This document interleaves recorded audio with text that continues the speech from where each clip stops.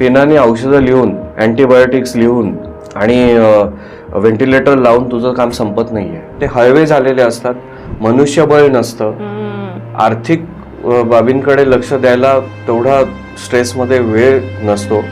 आणि ह्या सगळ्यामध्ये डॉक्टर कसे बोलतात, मग ते आम्हाला वेळ देतात की नाही, याचा खूप मोठा इम्पॅक्ट होतो. क्रिटिकल केअर स्पेशालिस्ट म्हणजेच इंटेन्सिव्हिस्ट, म्हणजेच जो डॉक्टर अत्यवस्थ रुग्णांची काळजी घेतो सुरुवातीपासून शेवटपर्यंत. असेही मला रुग्ण आठवतात की सर तुम्ही किती चांगले आहेत. म्हटलं का रे सर, तुम्ही माझ्या पाठीवरनं हात फिरवला होता. AI can never replace doctors. AI will never replace doctors.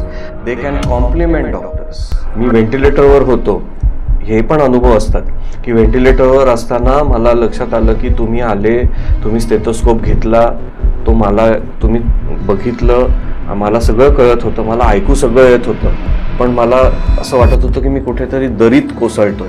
हा एक गैरसमज आहे की ICU म्हणजे सलाईनची बॉटल पाहिजे.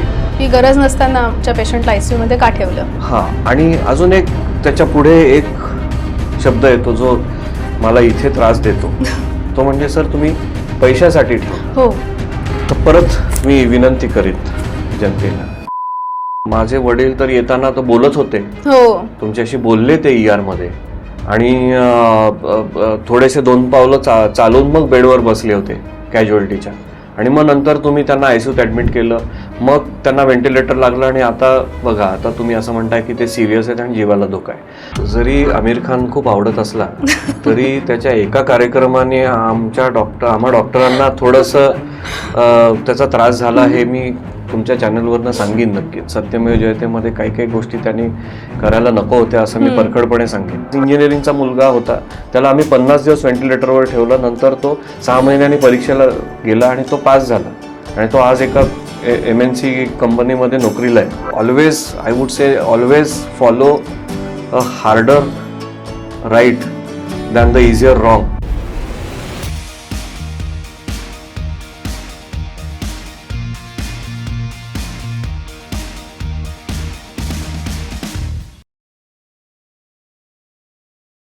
हाय, हॅलो, नमस्कार. रोलिंग स्कोप या चॅनलवर मी रुचामुळे तुमचं मनापासून स्वागत करते. हॉस्पिटल, ॲडमिट, ICU हे शब्द ऐकले की आपल्याला प्रचंड भीती वाटते, दडपण येतं. मन चिंती ते वैरी न चिंती ही मराठीमधली जी म्हण आहे ती या अशा सिच्युएशनसाठी फार सार्थ ठरते असं मला वाटतं. पण हे कशामुळे घडतं, ही भीती बाळगण्याची खरंच गरज आहे का, याबद्दल आज आपण माहिती मिळवणार आहोत डॉक्टर श्रीकांत सहस्त्रबुद्धे सर यांच्याकडून. डॉक्टर श्रीकांत सहस्त्रबुद्धे हे एक पल्मनॉलॉजिस्ट आहेत आणि क्रिटिकल केअर स्पेशलिस्ट आहेत. सरांचा साधारण 24 वर्षांचा अनुभव आहे. He is gold medallist in pulmonology from grand medical college. इस्पेन सारख्या नामांकित राष्ट्रीय संस्थेचे नॅशनल प्रेसिडेंट म्हणूनही ते निवडून आले आहेत, आणि याशिवाय ते उत्तम तबलावादकही आहेत. सर, तुमचं खूप खूप स्वागत. खूप खूप धन्यवाद. सर, आत्ता मी म्हणाले तुम्हाला की तुम्ही क्रिटिकल केअर स्पेशलिस्ट आहात.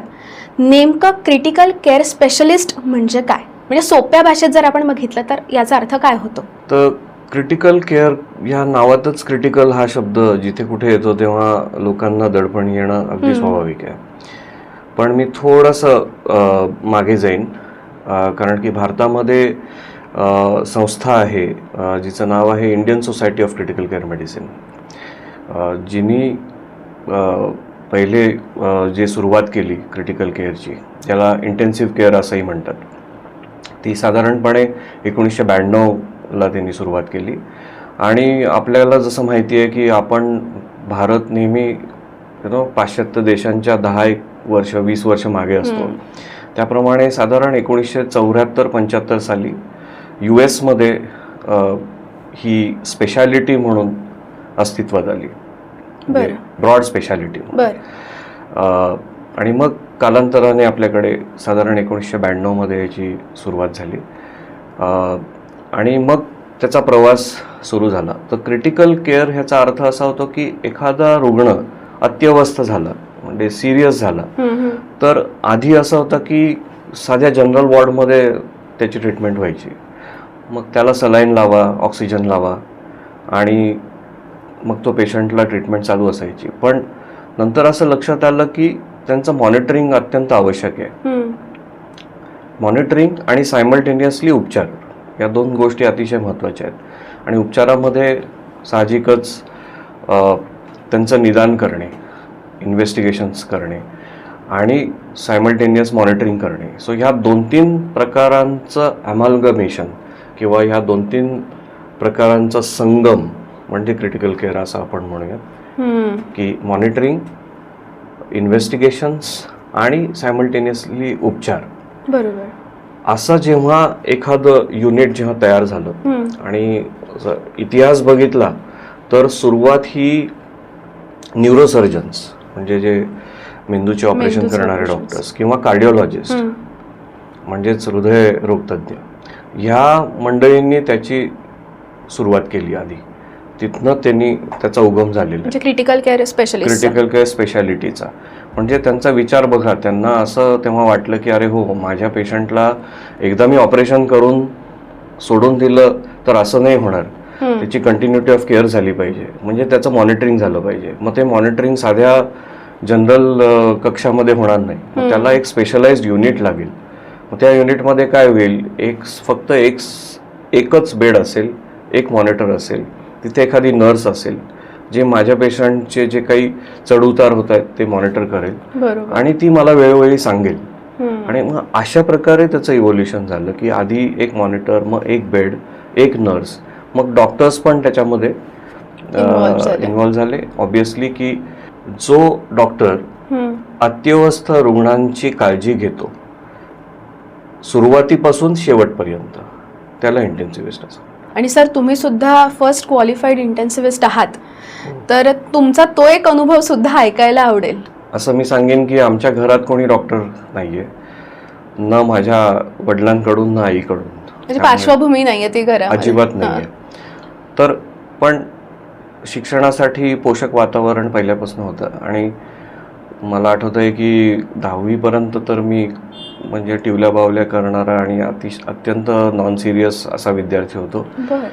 पण 11वीत मला असं लक्षात आलं की नाही, काहीतरी करावं लागेल. मी हे 1989 सालची गोष्ट आहे. त्यावेळेला इंजिनिअरिंग किंवा डॉक्टर एवढे 2च प्रकार असायचे आणि मग मला थोडा बायोलॉजीमध्ये इंटरेस्ट असल्यामुळे मी तो अभ्यास केला आणि तेव्हा माझ्या लक्षात आलं की नाही, काहीतरी सिरियसली काहीतरी करूनच आपल्याला पुढे जाता येईल. म्हणून मग 12वीमध्ये मला चांगले मार्क मिळाले आणि मग ग्रँड मेडिकल कॉलेजमध्ये मला ॲडमिशन मिळाली आणि तिथून मग मी MD चेस्टमध्ये केलं, म्हणजेच पल्मोनॉलॉजीमध्ये केलं. बिकॉज आजही आपल्याकडे, आपण नंतर बोलूच यात त्याच्याविषयी, पण आज भारतामध्ये क्रिटिकल केअर हा सबस्पेशालिटी याची निर्मिती झालेली आहे. म्हणजे पोस्ट MD त्याची डिग्री आपल्याला घेता येते. तर डायरेक्ट क्रिटिकल केअर नाही होता येत. MBBS झाल्यानंतर डायरेक्ट क्रिटिकल केअर स्पेशलिस्ट आपण होत नाहीत. आपल्याला आधी MD करावं लागतं. आयदर MD तुम्ही भूलशास्त्रामध्ये किंवा वैद्यकीय म्हणजे वैद्यकशास्त्र म्हणजेच मेडिसिन किंवा पल्मोनॉलॉजी म्हणजे चेस्ट मेडिसिन, आणि मग नंतर तुम्हाला क्रिटिकल केअर स्पेशलिस्ट होता येतं. अच्छा. सो त्यावेळेला म्हणजे मी 1992 साली जेव्हा ॲडमिशन घेतली, त्यानंतर MD झाल्यानंतर साधारण 2000मध्ये माझं MD झाल्यावर मी PD हिंदुजा हॉस्पिटलमध्ये इंटेन्सिव्ह केअरची फेलोशिप होती त्यावेळेला आत्ताचं DNB किंवा DM जे निघालंय त्यावेळेला नव्हतं. मग फेलोशिप हाच एक उपाय होता. आणि मग फेलोशिप झाल्यानंतर मला संधी होती कदाचित परदेशी जाण्याची, पण मला असं वाटलं की ठीक आहे, आपण इथली फेलोशिप करू. आणि मी मराठवाड्यातला आहे, औरंगाबाद म्हणजेच आत्ताचं संभाजीनगर, छत्रपती संभाजीनगर. तर त्यावेळेला जेव्हा माझं फेलोशिप झाली आणि मग मी तिथे आलो, तर मग तेव्हा माझ्या लक्षात आलं की अरे, तिथे माझ्या आधी कोणीच असं फेलोशिप घेऊन आलेलं नाही आहे, ज्याला IDCCM असं म्हणतात, Indian diploma of critical care medicine. ती परीक्षा असते आणि ती पास झाल्यावर आम्हाला ती IDCCM ही पदवी मिळते. आणि त्याच्यानंतर मी तिकडे आलो आणि मग माझ्या लक्षात आलं की अरे, कदाचित ह्या भागामध्ये संभाजीनगर आणि त्याचे बाकीचे जे जिल्हे आहेत मराठवाड्यामध्ये, तिथे असा कोणी स्पेशालिस्ट नाही आहे. आणि मग माझा प्रवास सुरू झाला. 2003 पासून मी क्लिनिकल प्रॅक्टिस सुरू केली. आणि म्हणून नंतर मग तुम्ही गोल्ड मेडलिस्ट झालात थेट इन पल्मोनॉलॉजी. हो, तर गोल्ड मेडल हे माझं MD होत असताना झालं. आणि तेव्हाही थोडंसं लोकांचे डोळे विस्फारले गेले की मराठवाड्यातल्या मुलाला गोल्ड मेडल मिळू शकतं, यावर माझाही विश्वास बसला नाही. पण कदाचित कष्ट आणि प्रयत्नांना यश मिळालं आणि मग 2003 पासून मी माझी प्रॅक्टिस सुरू केली. बरोबर, अगदीच. आणि त्यावेळेला मला खूप आनंद झाला, मला मेडल मिळालं आणि मग मी दाखवत फिरीन वगैरे असं सगळ्यांना वाटतं कदाचित. पण आता मला मागे वळताना असं वाटतं की मेडल हा एक प्रतिकात्मक एक गोष्ट आहे आणि ती जर माझ्या कामामध्ये, माझ्या प्रोफेशनमध्ये, माझ्या इंटेन्सिव्ह केअर आणि पल्मोनॉलॉजीच्या स्किल्समध्ये झळकली तर त्याची जास्त योग्यता ठरते. केवळ नुसतं एक मेडल लटकवलंय रूममध्ये त्याचा अर्थ तो होत नाही. त्याचा खऱ्या अर्थाने मला असं वाटतं त्याचं ट्रान्सलेशन माझ्या केअर गिव्हिंग स्किल्समध्ये झालं तर जास्त त्या मेडलला अर्थ प्राप्त होईल असं मला वाटतं आणि कदाचित मी काही अंशी ते करू शकलो, बऱ्याच अंशी. सर, आता पुढे परत आपण याच विभागाकडे वळूयात. ICU किंवा कुठेही म्हटलं हॉस्पिटल ॲडमिट की खरंच प्रचंड भीती असते.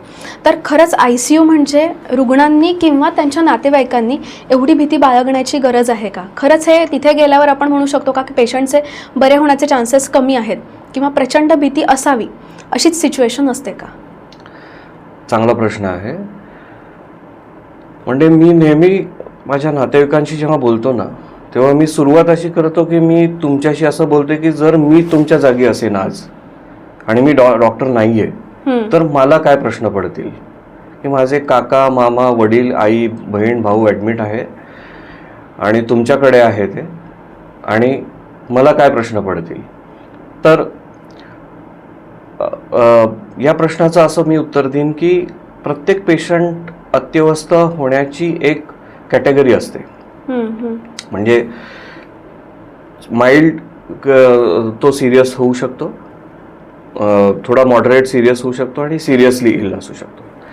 आणि जो रुग्ण तेवढा सिरियस नाही आहे किंवा तेवढा अत्यवस्थ नाही आहे तर तो नॅचरली एका कक्षामध्ये किंवा रूममध्ये ॲडमिट होईल, वॉर्डमध्ये. तो ICU मध्ये येणार नाही.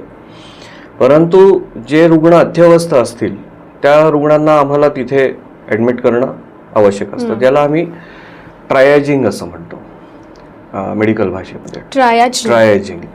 आणि ही आपण म्हणूयात की ही प्रोसेस ही पेशंट जेव्हा कॅज्युअल्टी म्हणजेच इमर्जन्सी म्हणजे जिथे पहिल्यांदा पेशंट तिथे येतो, घरनं येईल किंवा दुसऱ्या हॉस्पिटलमधनं येईल, तिथे आमचं ट्रायजिंग होतं की हा पेशंट वॉर्डमध्ये जायला पाहिजे का ICU मध्ये जायला पाहिजे.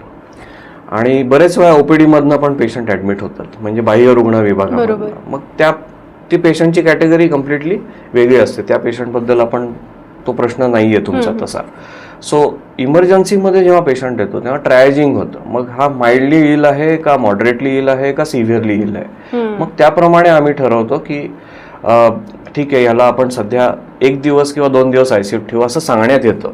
आता इथेही एक गंमत असते नेहमी की आम्ही तेव्हा सांगतो त्यांना की हो, मला असं वाटतं 2-1 दिवस लागतील आणि 2 दिवसानंतर आपण बघू आणि मग त्याला नंतर वॉर्डमध्ये शिफ्ट करू. किंवा जर रुग्ण व्हेंटिलेटरवर असेल, रक्तदाब वाढवण्याच्या औषधांवर असेल, म्हणजे लाईफ सपोर्ट्सवर असेल, तर या पेशंट्सना ऑब्व्हियसली प्रॉपर ICU मध्ये घेण्यात येतं. आणि इथे ICUचे त्यामध्ये पण सबसेट्स किंवा सब भाग होतात की मेडिकल इंटेन्सिव्ह केअर युनिट म्हणजे मेडिकली इल असलेले रुग्ण तिथे आम्ही ठेवतो. सर्जिकल इंटेन्सिव्ह केअर युनिट म्हणजे जिथे ज्यांचं ऑपरेशन होतं आणि मग त्यांना मॉनिटरिंगसाठी ठेवण्यात येतं. न्यूरो इंटेन्सिव्ह केअर युनिट, जो मी तुम्हाला म्हटलं की ते ॲक्च्युली जनक आहेत असं म्हणायला हरकत नाही. कार्डियक इंटेन्सिव्ह केअर युनिट किंवा CCU हा शब्द खूप आपण ऐकतो. किंवा ट्रॉमा इंटेन्सिव्ह केअर युनिट, ज्यांचे ॲक्सिडेंट्स होतात त्यांचं वेगळं युनिट ठेवण्यात येतं. आणि मग हाय डिपेंडन्सी युनिट म्हणजेच तिथे खूप अत्यवस्थ रुग्ण आम्ही ठेवत नाही. जे रुग्ण बरे होतात त्यातले त्यात, पण ते डायरेक्ट वॉर्डमध्ये जाऊ शकत नाहीत अशा लोकांना आम्ही HDU मध्ये ठेवतो. म्हणजे जे थोडेसे बरे झालेले आहेत Right. आणि पण पूर्णतः बरे नाहीयेत Right. असे आपण आपण HDU HDU मध्ये ठेवतो. ओके. ठेवतो. आणि असंही होऊ शकतं की आल्या आल्या आम्ही त्यांना HDU मध्येही ठेवू शकतो की जस्ट आम्हाला थोडं मॉनिटरिंग आवश्यक आहे.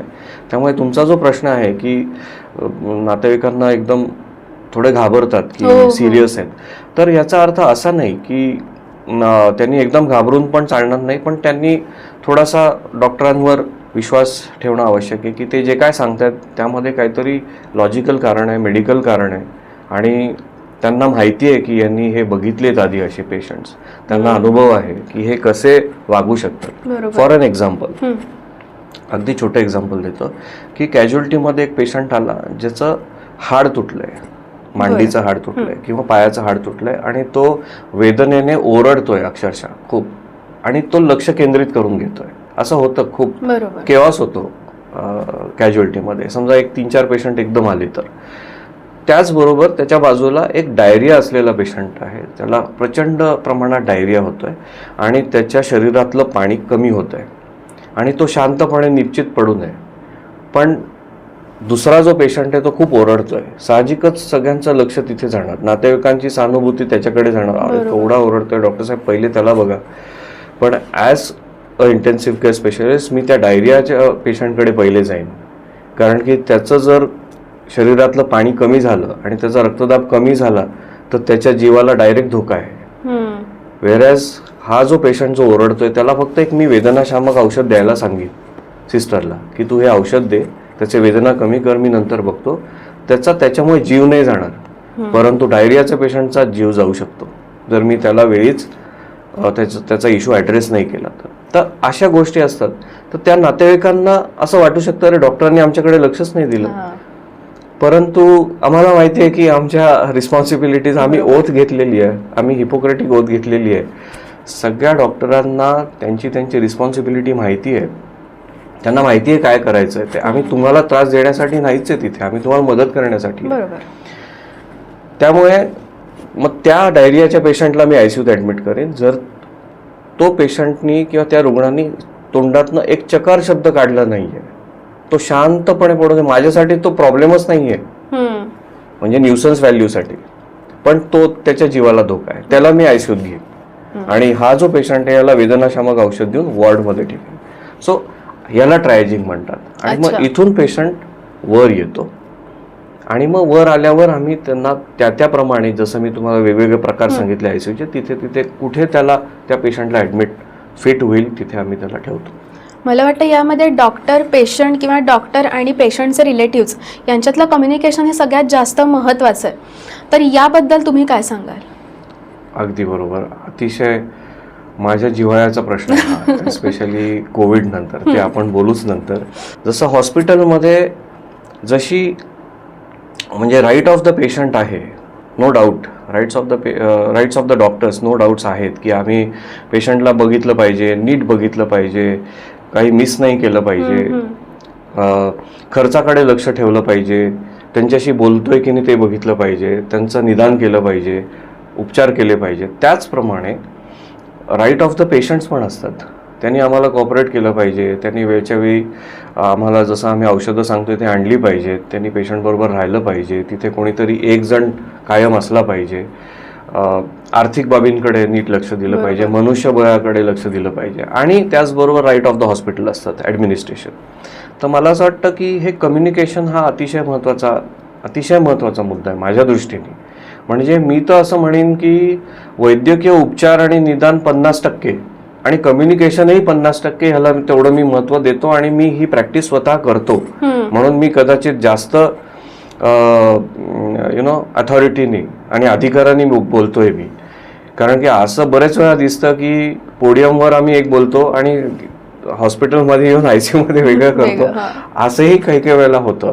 परंतु ह्या गोष्टीमध्ये मी अधिकारवाणीने सांगू शकतो, कारण की ही गोष्ट फार महत्त्वाची आहे की एखादा रुग्ण आला आणि त्यामध्ये जर मला त्याला काही गोष्टी सांगायच्या आहेत तर एक वेळ मी ठरवून घेतो की बाबा मी सकाळी साधारण 9:30ला जर मी हॉस्पिटलमध्ये गेलो, मला सगळे पेशंट्स बघून आणि सगळं राऊंड संपून साधारण 2-1 तास लागतील, 11:30-12 पर्यंत मी फ्री होईन, तर मी 12 ते 1 ही वेळ नियमाने आज तागायत गेले साधारण 23-24 वर्ष पाहिली आहे की मी त्यांच्याशी बोलणार. आणि हेच आमच्या गुरुजनांकडून आम्हाला शिकायला मिळालंय की नुसतं तू पेनाने औषधं लिहून, अँटीबायोटिक्स लिहून आणि व्हेंटिलेटर लावून तुझं काम संपत नाहीये. तुला त्या पेशंटच्या नातेवाईकांना सांगणं आवश्यक आहे, तुला त्यांच्याशी बोलणं आवश्यक आहे, तुला त्यांना समजावून सांगणं आवश्यक आहे की ही पहिली गोष्ट तर ह्या पेशंटला आपण का आणलंय आयसीयू मध्ये. हे इथून प्रश्न सुरुवात होतो की सर याला आयसीयूत का ठेवलं सर, मागच्या हॉस्पिटलमध्ये तर नव्हतं ठेवलं सर आयसीयू मध्ये. आता इथे रुग्ण पण कधी कधी स्मार्टली वागतात की ते असं अनुभव आला की रुग्ण स्मार्टली वागतात आणि इट इज चांगली गोष्ट आहे ती. म्हणजे प्रत्येक वेळेला कशी नाण्याची दोन बाजू असतात की दरवेळेला डॉक्टरची चूक नसते, दरवेळेला नातेवाईकाची चूक नसते. ते असं विचारतात की हा तिथे नाही, मग त्यांना अशी अपेक्षा असते की मी काही कॉमेंट करीन आधीच्या. तर मी आज तागायत परत गुरुजनांकडूनच मला आलेला हा जो काही एक मोलाचा सल्ला आहे की दुसऱ्या कोणाविषयी मी बोलणार नाही. आणि ज्या इंग्रजीमध्ये ज्याला आपण लूज कॉमेंट्स म्हणतो ते एका प्रोफेशनलनी टाळलं पाहिजे असं माझं स्पष्ट मत आहे. असं असताना जेव्हा त्याच्याशी डायलॉग करायला लागतो तेव्हा मी हे त्याला समजून सांगितलं पाहिजे की बाबा रे हा का आलाय पेशंट आयसीयू मध्ये, पहिली गोष्ट. ओके, अगदीच. हा, तर माझी अशी अजून एक थोडीशी युनिक सवय आहे जी मला माझे जे ज्युनियर्स आहेत, स्टुडंट्स आहेत, सहकारी आहेत, ते खूप अभिमानाने आणि प्राऊडली मला सांगतात की सर ही आपली पद्धत वेगळी आहे. आम्ही एक पेपर केलाय तयार ज्याच्यामध्ये वेगवेगळ्या अवयवांची चित्र काढली आहेत, प्रिंट केली आहेत ती. अच्छा. मेंदू, हृदय, किडनी, आतडी, लिव्हर, स्प्लिहा, व्हॉट एव्हर, हे सगळे वेगवेगळे ऑर्गन्स आम्ही. आणि मी त्या ऑर्गनला चित्र काढून तिथे समजावून सांगतो की बाबा समजा त्याला न्यूमोनिया आहे तर मग तिथे मी ते एक शेड करणार, त्याला सांगणार हे न्यूमोनिया आहे आणि मग ह्याचा इफेक्ट हार्टवर होणार, त्याचा इफेक्ट किडनीवर होणार. मग ते मी बाळांनी असं दाखवणार जेणेकरून एज्युकेटेड, लिटरेट ते इलिटरेट लोक, जसं आम्ही मराठवाड्यात, जसं मी तुम्हाला सांगितलं मी मराठवाड्यातून येतो, तिथे बरेचसे बहुतांशी लोक शेतकरी वेगवेगळ्या गावांना, छोट्या छोट्या गावातून येतात. त्यांना फारशी काही माहिती नसते. त्यांना हे पण माहिती नसतं की लिव्हर इथे आहे आणि स्प्लीन इथे आहे. लिव्हर उजव्या बाजूला असतं, किडनी दोन्हीकडे असतात. म्हणजे विनोदाचा भाग म्हटलं तर मला अगदी सुरुवातीचे माझे दिवस आठवतात की एक खेडूत माझ्यासमोर येऊन बसला आणि तो मला म्हटला की मी म्हटलं तुला काय झालंय, तर तो मला म्हटलं मला लिंबोनिया झालाय. म्हणजे त्यांचे हे जे शब्द आहेत ते मला अजून आठवून मला हसू येतं. किंवा सर माझा एक पेशंट आयसीयू मध्ये शिफ्ट करायचा आहे तर त्याला इन्व्हर्टरवर ठेवलंय, तर व्हेंटिलेटर हे त्याला म्हणता येत नव्हतं. तर असे अशिक्षित लोक आम्हाला भेटतात, तर त्यांना ही सोपी पडते पद्धत. आणि आता दुसरा त्याच्यामध्ये एक्स्ट्रीम आहे की जो एक अतिशय विद्या विभूषित माणूस माझ्या समोर बसलाय ज्याला AI पासून परप्लेक्सिटी म्हणा, नॉलेज आहे, गुगल जेमिनी म्हणा किंवा चॅट जीपीटी म्हणा, तो मला माझ्या आधी डायग्नोसिस सांगू शकेल. अशा पासून ते खेडूतांपर्यंत आम्ही सगळ्यांना हँडल करतो. सो त्यांना जेव्हा आम्ही हे समजून सांगतो तेव्हा त्यांना थोडंसं मग लक्षात येतं की अरे हो ठीक आहे. आणि त्यांना वेळ देणं अपेक्षित आहे, बरोबर, वेळ द्यायला पाहिजे. पण तुम्ही जे म्हणालात ती पद्धत मलाही फार सोयीची वाटते. कारण म्हणजे आपण म्हणतो ना की आपल्याला व्हिज्युअलायझेशनने पटकन कळतं की समोर काय चालू आहे. त्यामुळे ते बघून पेशंटला लगेच कळणार की माझ्या शरीरामध्ये काय बदल होतोय, मला नेमका कोणता त्रास होतोय. राईट. आणि आता तुम्ही AIचा उल्लेख सर केलेलाच आहे, तर मला हा AIचा प्रश्न आता फार जास्त प्रमाणात दिसतो की लोक AIला विचारतात की मला असा असा त्रास होतोय आणि मग मी याच्यावर काय उपचार करू. म्हणजे AI हा डॉक्टरांना रिप्लेसमेंट होऊ शकतो का? ओके, चांगला प्रश्न आहे. कारण की त्यामध्ये मी थोडं कम्युनिकेशनमध्येच थोडंसं मागे जाईल आणि मग तुमच्या प्रश्नाकडे येतो, तुझ्या प्रश्नाकडे, की कम्युनिकेशन हे पहिल्या इंटरफेसला म्हणजे ना ही एक घडी आहे अशी, किंवा आपण म्हणूया ती एक माला आहे ती, की पेशंट पहिले इमर्जन्सीत येतो, मग तिथेही त्याचं कम्युनिकेशन नीट झालं पाहिजे डॉक्टरांकडून. असेही मला काही अनुभव येतात की डॉक्टर नाही तुम्ही किती चांगलं बोलता, मग ते आधीचे डॉक्टर काही बोलले नाही. कम्पॅरिझन हां, आणि कम्पॅरिझनही होतं. होतं. मग आम्ही त्यांना सांगतो की असं नसतं, त्यांनी त्यांच्या परीने तुम्हाला समजून सांगितलं आणि मी सांगतोय ना तुला आता, तू माझा पेशंट आहे ना, मग मी तुला आता नीट सांगतोय, म्हणजे अतपासून इथपर्यंत तुझी जी काही प्रॉब्लेम्स आहेत ना, तू मला येऊन सांग, काही पण सांग. तू घरी टू व्हीलर खराब झाली, काहीही सांग तू मला, I don't mind. Because see त्यांना ना त्यांची परिस्थिती ते खूप हायवे झालेली असतात.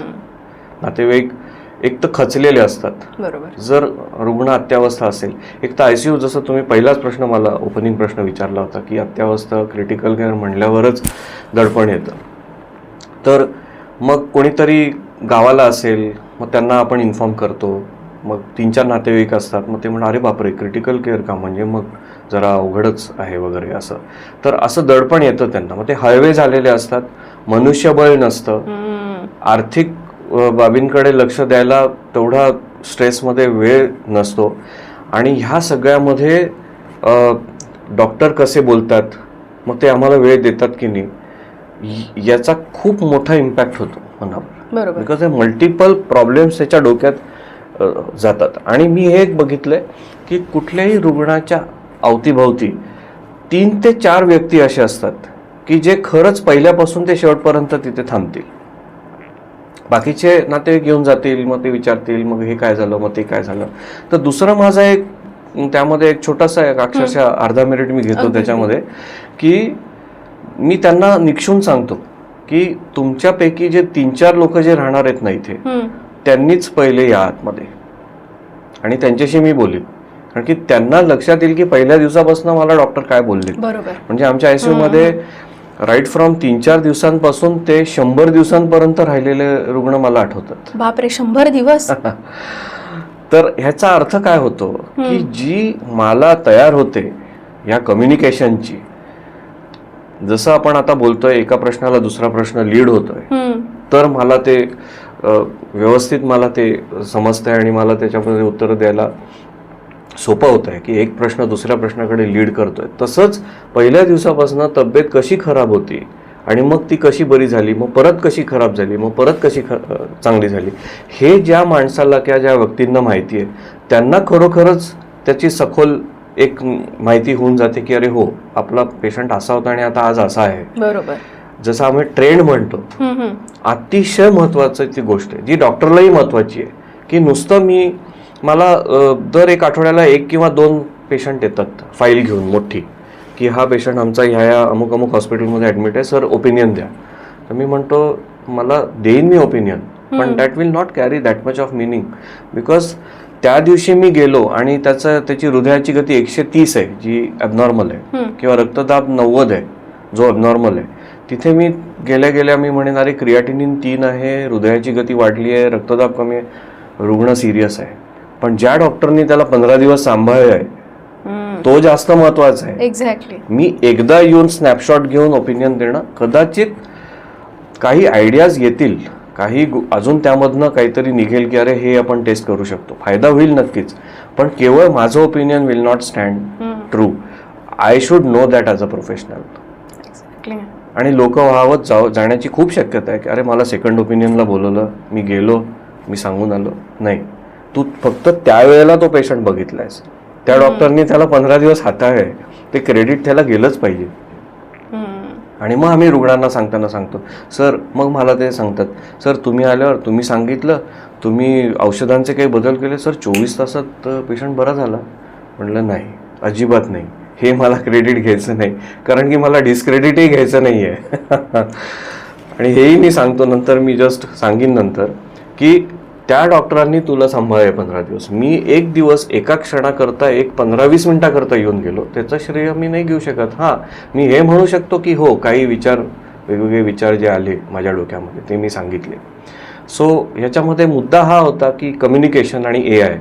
तर हे कम्युनिकेशन रोज होणं आवश्यक आहे, डॉक्टर पेशंट. हां, हे पण महत्वाचं आहे. हे असं नाही की मी पहिल्या दिवशी 1 तास बोललो, म्हणजे आता असंही मी काही वेळेला बघितलंय. म्हणजे मी हे माझ्या सहकार्यांविषयी मी काही कोणाला क्रिटिसाइज नाही करत आहे, याच्यामध्ये गैरसमज कोणी करून घेऊ नये प्लीज.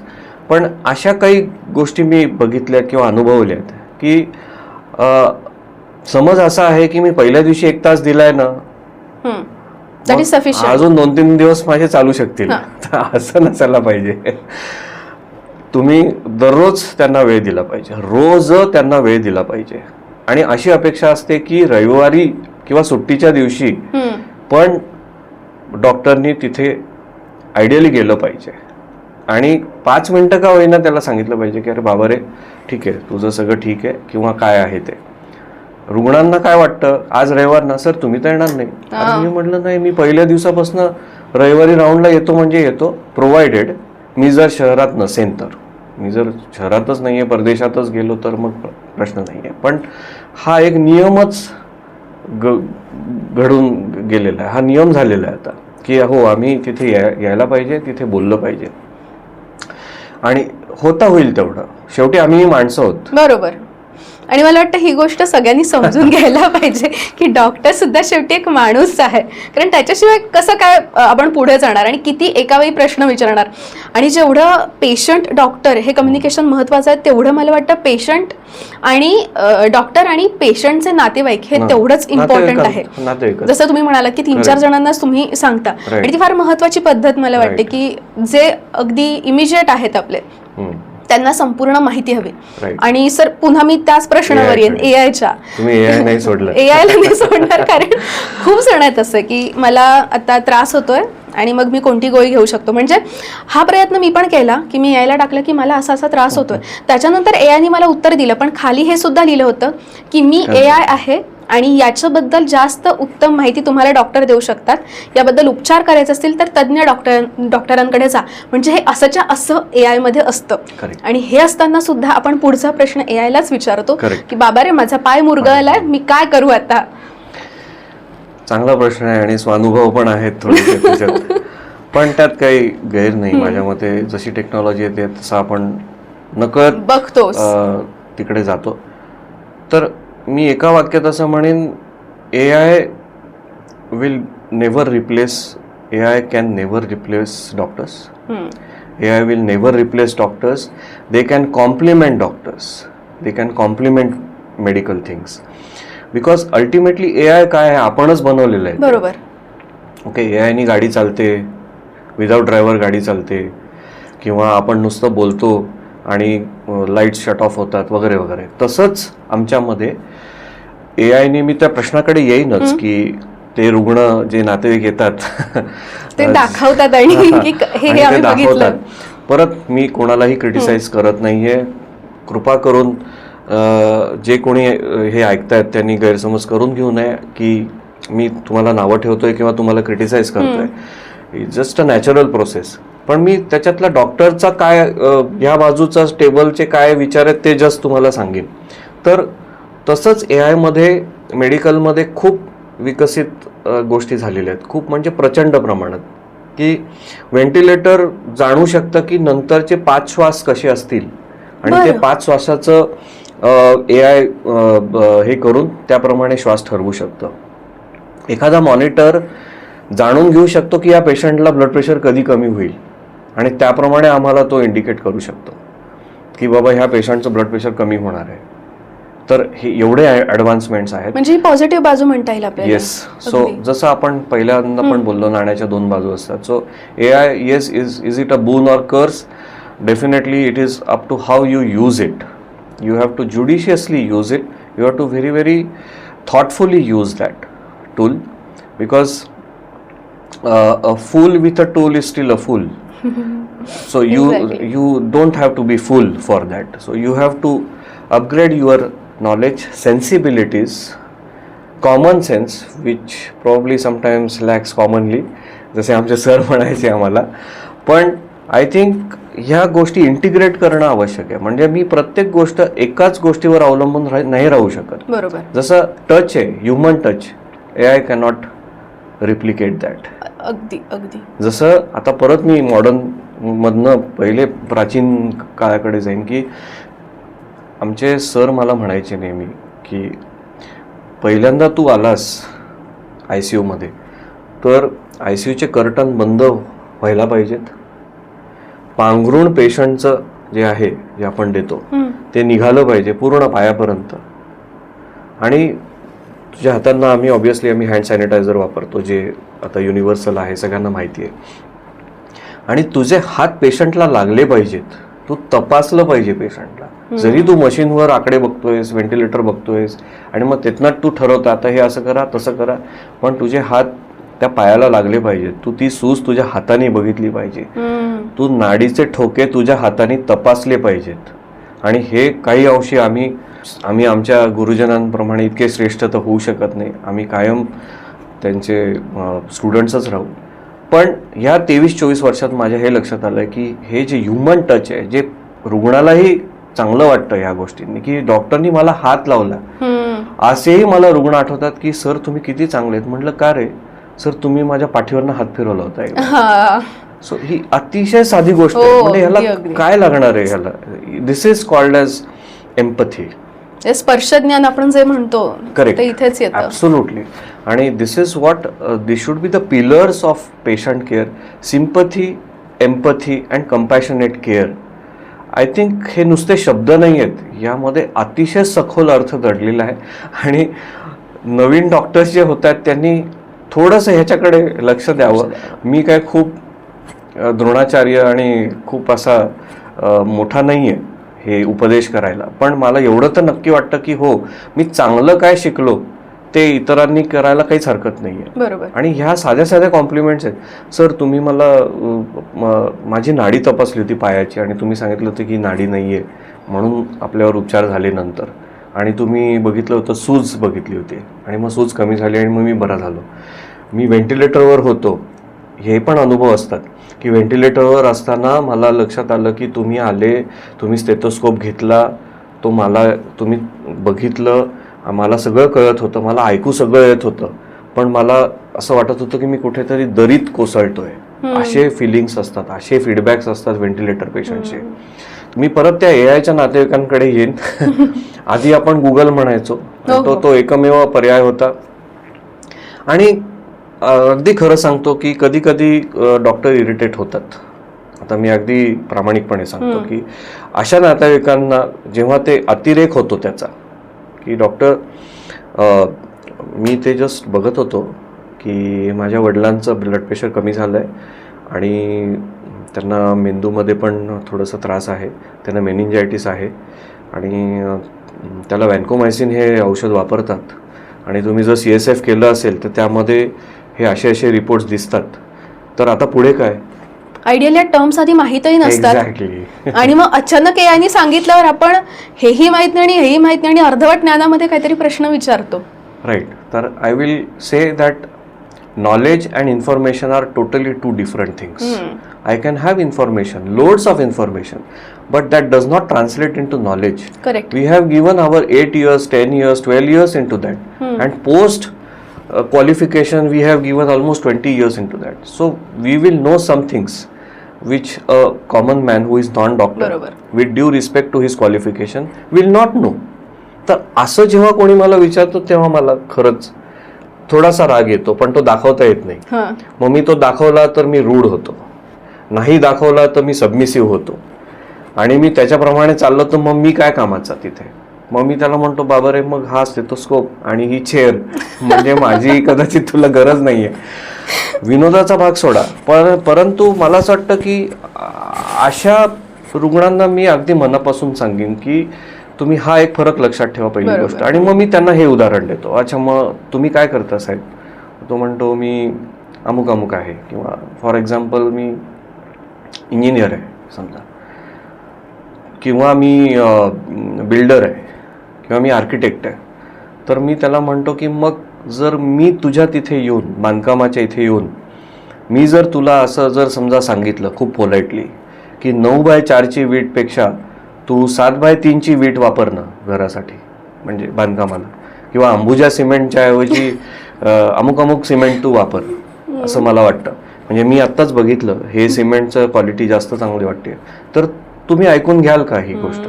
तुम्ही म्हणाल साहेब मी हे 25 वर्ष मी हे करतोय, तुम्हाला काय पाहिजे? घर चांगलं बांधून पाहिजे, मग तुम्ही माझ्यावर सोडा, ते मी करतो. ह्याचा अर्थ तुम्ही माझ्यावर विश्वास ठेवा. बरोबर. ह्याचा अर्थ विश्वासावर ह्या गोष्टी, हे झाड तुम्ही जर विश्वासावर लावलं बी, तर ते विश्वासावर झाड ते उगवेल आणि मग नंतरचा प्रवास तुमचा सुखकर होईल. आणि मग तुम्हाला त्याच्यातल्या सगळ्या खाचखळगा डॉक्टर सांगेल तेव्हा कळेल, AI सांगेल तेव्हा कदाचित नाही कळणार, कारण की तुम्हाला तिथे फक्त इन्फॉर्मेशन मिळते. करणारा डॉक्टर आहे. AI ला सू करू शकाल का तुम्ही? AI ला सू नाही करू शकणार तुम्ही, डॉक्टरला सू कराल.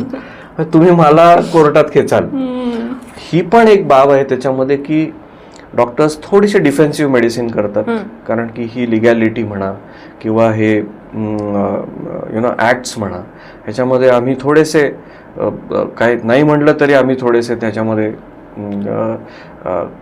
कॉशियस होतो आणि आम्ही थोडे कन्सर्न्ड असतो या बाबतीत की अरे नको बाबा, आपण हे करू मग बघू नंतर काय करायचं ते. मला वाटतं सगळ्याच क्षेत्रातले अनेक जण याच्याबद्दल असाच विचार करत असतील, म्हणजे फक्त डॉक्टरच नाही आपण म्हणता येणार. आता आपण थोडंसं मिथ्स आणि फॅक्ट्स कडे वळूयात की खूप मिथ्स असतात लोकांच्या मनात, म्हणजे मला सुद्धा असं वाटतं काही काही, पण ते मिथ्स आहेत की फॅक्ट्स, याचा फक्त आपण जरा एकदा आढावा घेऊ की नेमकं याला काय म्हणावं. तर सगळ्यात पहिले म्हणजे पेशंट ICU मध्ये असेल तर त्याला खूप जास्त औषधं किंवा खूप जास्त तपासण्यांची गरज असते. मी आधी पण म्हणलं त्याप्रमाणे क्रिटिकल केअरमध्ये आपण ट्रायजिंग केलेले आधीच आपण तिथपर्यंत आलेलोच आहोत. आपल्याला बॅकग्राऊंड आहे आता की का पुढील गोष्टी होतील. नैसर्गिकरित्या किंवा साहजिकच जर रुग्ण थोडासा कमी सिरियस असेल तर त्याला मी एक जुजबी आमच्या टेस्ट करीन आणि एखादा बॉटल सलाईन देईन किंवा देणार पण नाही. हा एक गैरसमज आहे की ICU म्हणजे सलाईनची बॉटल पाहिजेच पाहिजे. सर सलाईन नाही आहे, सर सलाईन नाही दिलं माझ्या पेशंटला तर असं नसतं. बरं, असं अजिबात नसतं बाबांनो की तिथे गेल्यावर तुम्हाला सलाईन मिळालंच पाहिजे. असे काही आजार असतात ज्यांना सलाईन न देणं हा उपचार असतो. सो ह्याच्यामध्ये मी अजून एक कन्सेप्ट इथे इंट्रोड्यूस करायचा प्रयत्न करेन की आमच्या क्षेत्रामध्ये गेल्या 5 वर्षात 10 वर्षात असा एक कन्सेप्ट निघालाय, लेस इज मोर. की नॉट नेसेसरीली की I have not to show to anybody की मी काय करतोय हे मला कुठे दाखवून मिरवण्याची गरज नाहीये. मला त्या रुग्णाला काय पाहिजे, ऑप्टिमम हा शब्द आहे त्याला, अगदी जेवढं पाहिजे तेवढंच. जसं तुम्ही म्हणजे आपण मुबलक प्रमाणात जे मराठीमध्ये म्हणतो, करेक्ट, त्याची गरज नाहीये मला, खूप जास्त गरज नाहीये त्याची. त्या आजाराला जर सलाईनची गरजच नसेल तर मी नाही देणार ते सलाईन. ह्याचा अर्थ माझं लक्ष नाही. हां, ह्याच्यामध्ये मग नातेवाईकांना असं, सर तुम्ही येऊन गेले, तुम्ही तर सलाईन नाही दिलं म्हणजे कदाचित तुमचं लक्ष नव्हतं बहुतेक. तर असं नसतं, आमचं लक्ष असतं तिथे. आम्हाला सगळं माहिती असतं की ह्या रुग्णाला सलाईनची गरज नाहीये आणि त्याच्याच बाजूच्या रुग्णाला 2 लिटर सलाईनची गरज आहे, त्याला मी देईन. तर सलाईनची गरज नसताना आम्ही देणार नाही, अँटीबायोटिकची गरज नसताना मी देणार नाही आणि व्हेंटिलेटरची गरज नसताना मी लावणार नाही. मग त्याला फक्त काय आहे, मग का ठेवलं ICU मध्ये मग त्याला? मग हा प्रश्न येतो, उपप्रश्न त्याच्यामध्ये, की हे जे गैरसमज आहे की सर तुम्ही बहुतेक माझ्या पेशंटला ICUची गरज नव्हती तरी तुम्ही त्याला ICUत ठेवलं. हा पण एक प्रश्न असतो. हो, ही गरज नसताना आमच्या पेशंटला ICU मध्ये का ठेवलं. हा, आणि अजून एक त्याच्या पुढे एक शब्द येतो जो मला इथे त्रास देतो, तो म्हणजे सर तुम्ही पैशासाठी ठेवलं. हो, तर परत मी विनंती करीन जनतेला की असं नसतं. तुम्हाला हे वाटणं साहजिक आहे, अगदी साहजिक आहे. तुमचा प्रश्न चुकीचा नाही. परत मी सांगेन की प्रश्न चुकीचा नाही, प्रश्न चुकीचे नसूच शकतात. तुम्ही काय म्हणाल की सर माझ्या आईवडिलांच्या किंवा माझ्या नातेवाईकाचा जीवाचा प्रश्न आहे, मी प्रश्न विचारणार. अतिशय बरोबर आहे, तुम्हाला प्रश्न विचारायचा राईट आहे. मी जे म्हणलं राईट ऑफ द पेशंट, प्रश्न विचारायलाच पाहिजेत. मला प्रश्न विचारायला पाहिजेत की हा पेशंट ICU मध्ये का आहे. तर जेव्हा मी ICU मध्ये जातो तेव्हा माझ्या डोक्यामध्ये का, why always has to be there in my mind, की why this patient is here, why he needs saline, why he needs ventilator, why he needs this kind of test, why is he not getting better, हा बरा का होत नाहीये. आणि मग तिथनं प्रश्न उत्तर मिळायला सुरुवात होऊ शकते कदाचित. म्हणजे जे प्रश्न नातेवाईकांना असतात, रुग्णांना असतात, तेच प्रश्न डॉक्टरांनी विचारायला पाहिजे, स्वतःला विचारायला पाहिजे. तर मग असं नसतं की काही पेशंटना आम्ही 2 दिवस ठेवतो आणि मग शिफ्ट करतो. काही पेशंट जे अत्यावस्थेत असतात, जे नातेवाईकांनाही कळतं, तेही कळतं त्यांना. आणि बरेच वेळेला म्हणजे असे खूप कॉपरेटिव्ह नातेवाईक पण मला भेटतात, अतिशय कॉपरेटिव्ह, की जे म्हणतात की सर तुम्ही काही करा, आमचा तुमच्यावर पूर्णपणे विश्वास आहे. ती पण गोष्ट मला खूप त्रासदायक होते कधी कधी, की इतका विश्वास एखाद्या डॉक्टरवर कोणी ठेवावा जो व्यक्ती मला कधीच आयुष्यात भेटलेला नाहीये, त्यांनी का बरं असं करावं?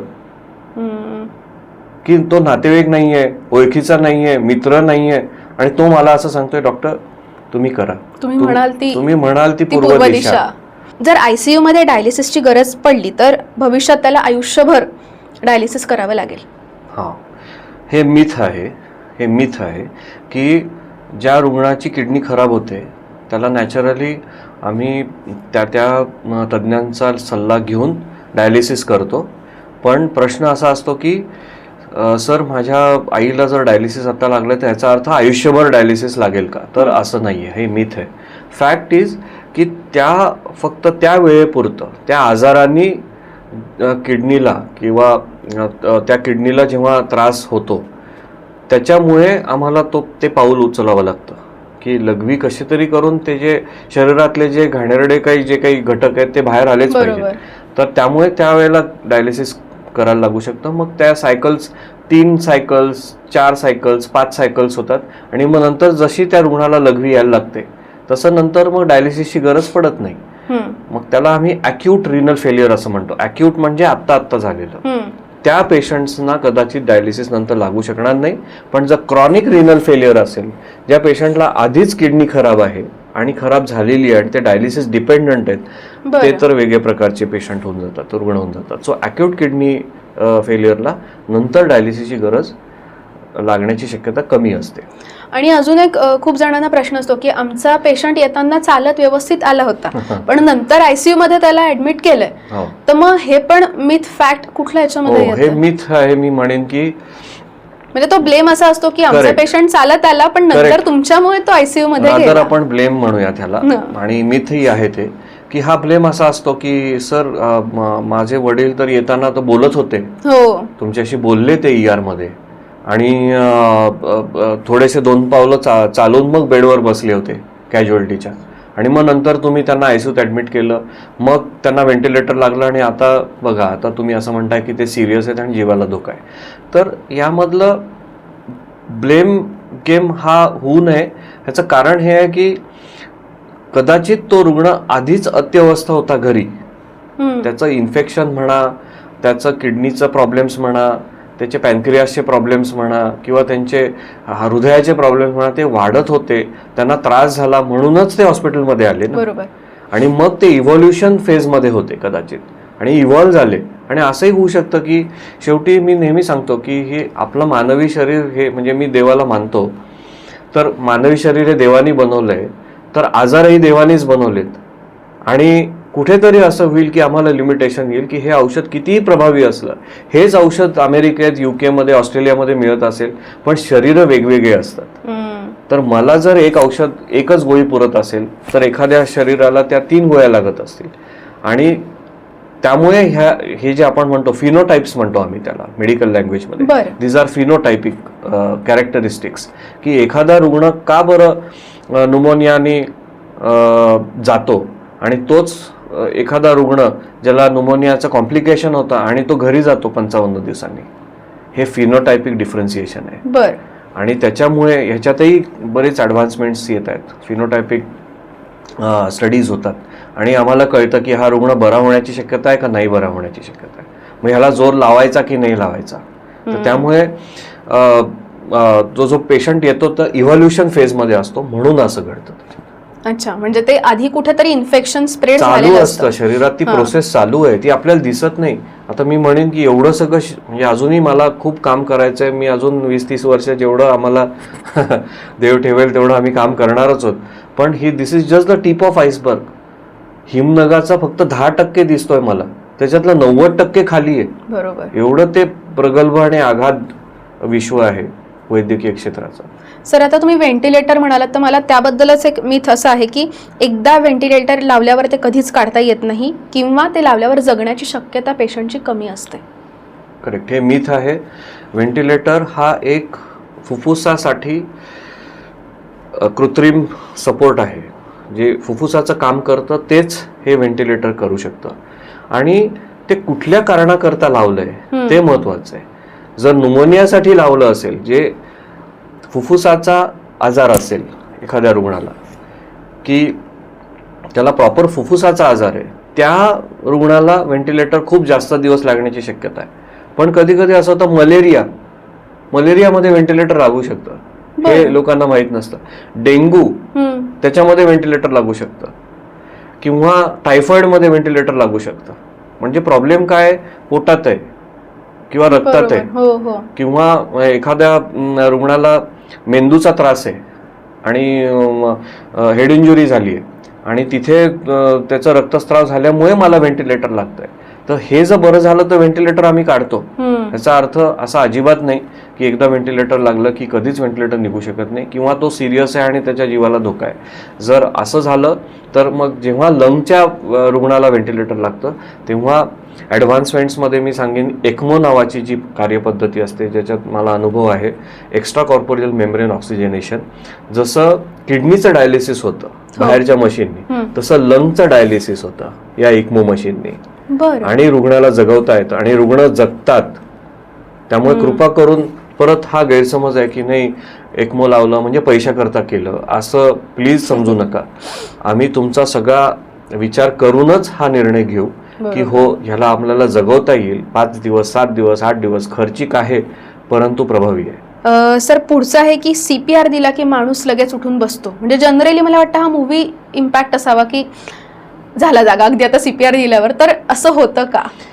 मला जरी आमिर खान खूप आवडत असला तरी त्याच्या एका कार्यक्रमाने आम्हा डॉक्टरांना थोडंसं त्याचा त्रास झाला, हे मी तुमच्या चॅनलवरनं सांगेन नक्कीच. सत्यमेव जयतेमध्ये काही काही गोष्टी त्यांनी करायला नको होत्या असं मी परखडपणे सांगेन. आणि हे जे असतात ना, ह्या गोष्टी सिनेमांमध्ये दाखवतात खूप वेळा की एक असा माणूस असतो आणि जिन्यावरनं खाली येतो आणि कोसळतो आणि मग त्याला असं कोणीतरी हे करतं आणि मग तो उठून बसतो. काही अंशी हे खरं आहे. जर किंवा आपण हेही बघतो, इंग्रजी मूवींमध्ये मी सहसा हे बघितलंय की एक व्यक्ती जेवतीये रेस्टॉरंटमध्ये आणि ती खातीये काहीतरी आणि त्याच्यात अडकतं काहीतरी आणि मग तो अनरिस्पॉन्सिव्ह होतो आणि मग त्याला एक जण मागणं येऊन धक्का देतो आणि मग ते हाड बाहेर पडतं, तो नॉनव्हेज खात असतो आणि मग त्याचा जीव वाचतो. तर yes, these are forms of CPR आपण म्हणूयात की ह्याला हेमलिच मॅन्युअर म्हणतात. की एखाद्या माणसाला समजलं की तो चोकिंग होत आहे, तर ते चोकिंग झालेलं ते हाड जे अडकलंय ते श्वासाचा जो मूळ जो द्वार आहे तिथे अडकले, त्यामुळे श्वासच घेता येत नाहीये. तेव्हा तो मागणं येऊन त्याला एक धक्का देतो आणि ते हाड पडतं आणि मग त्याचा जीव वाचतो. किंवा ज्या पेशंटला हार्ट अटॅक आलाय समजा, त्याला जर CPR वेळीच मिळाला तर तो उठून नाही बसणार लगेच, परंतु त्याचा जीव वाचेल. त्यामुळे आम्ही जे आपण गोल्डन आवर जे म्हणतो, एक्झॅक्टली, तर त्याच्यात हा खूप महत्वाचा भाग आहे की CPR किंवा बेसिक लाईफ सपोर्ट हे जर माहिती असेल तर चेस्ट कम्प्रेशन म्हणजे हृदयाला चांगलं कॉम्प्रेशन देऊन मेंदूला रक्तपुरवठा होणे 2 मिनिटाच्या आत आणि मग हृदय वाचणे आणि मग नंतर त्याचे उपचार होणे, एंजिओप्लास्टी होणे, हा सगळा प्रकार. तर हे शक्य आहे, परंतु असं नाहीये नक्की सिनेमांमध्ये दाखवतात तसं की तुम्ही हे केलं 2 काहीतरी सेकंदांसाठी आणि तो पेशंट उठून. म्हणजे आता आम्ही आतापर्यंत हेच बघितलं की एकदा CPR दिल्यावर तो अगदी झोपलेला माणूस, म्हणजे तुम्ही म्हणालात मग अशी तसं निपचित माणूस अचानक जागा होतो आणि भानावर येतो की आता सगळं सुरळीत सुरू झालेलं आहे. तर मग असं नसतं, असं रिअल वर्ल्ड मध्ये नाही. शेवटी तो सिनेमा आहे, त्यामुळे तसंच त्याचप्रमाणे आपण वी हॅव टू त्यांच्या लिबर्टीज वेगळ्या. करेक्ट. त्यांना they want to show it in a much more entertaining way, so we have to take it in a pinch of salt as far as CPR is concerned. Okay sir, पुन्हा आपण आपल्या प्रश्नांकडे येऊयात. ICU मधून माणूस जेव्हा बरा होतो आणि नंतर घरी जातो, नंतर पोस्ट केअर आपण जी म्हणतो ती कशा पद्धतीने घ्यायला पाहिजे? अतिशय महत्वाचा भाग आहे की नुसतं तिथे ही कंटिन्युटी आहे, कंटिन्युटी ऑफ ट्रीटमेंट आहे. नुसतं तिथे मी बघून डॉक्टर म्हणून जेव्हा मी उपचार करतो जेव्हा रुग्ण बरा होऊन, जसं मी म्हणलं, तो पहिले HDU मध्ये जाऊ शकतो, जिथे थोडंसं कमी प्रमाणात कमी इंटेन्सिटीने ट्रीटमेंट होते. हा एक कन्सेप्ट आपल्याला मी आधी सांगितला, HDU.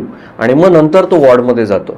आणि मग तेव्हा बरेच वेळा असं दिसलंय की जे रुग्ण 20 दिवस 30 दिवस 40 दिवस ICU मध्ये असतात, व्हेंटिलेटरवर असतात, त्यांना सायकोलॉजिकल प्रॉब्लेम्स येतात.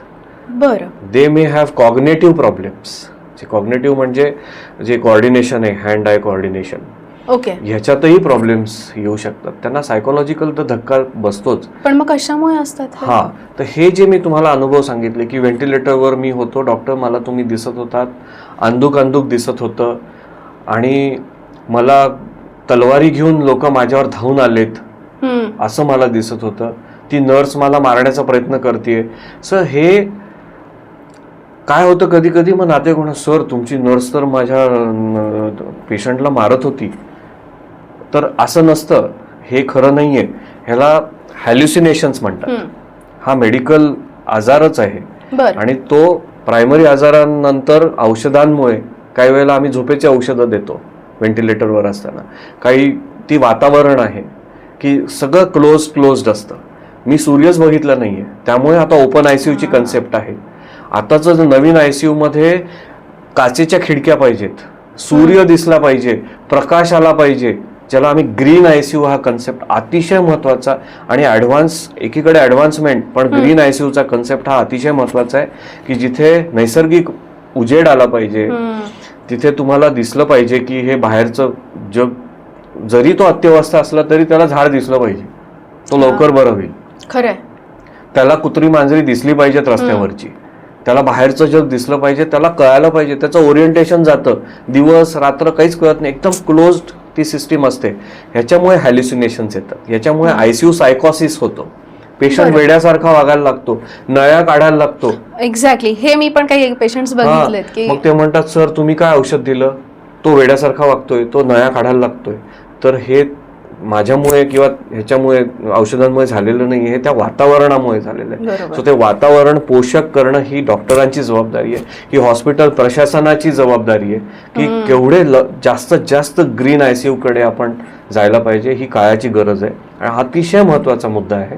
आणि जेव्हा हे सायकोसिस, हॅल्युसिनेशन्स, डेल्युजन्स, एल्युजन्स आणि हे औषधांचे जे आपण म्हणतो इंटरॅक्शन्स होतात, आणि त्यामुळे रुग्ण असे वागतात.